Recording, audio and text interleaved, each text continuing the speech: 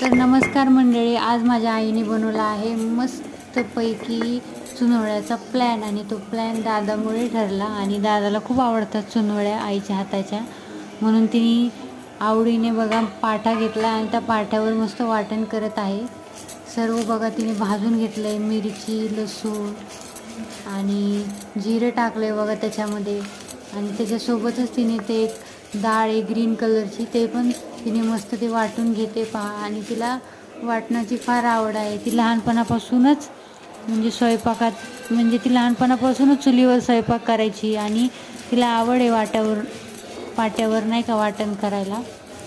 आणि ती आम्हाला एकदम खूप गोड गोड डिशेस आणते, आम्हाला खाऊ घालते आणि ती नेहमीच आमचा लाड करते.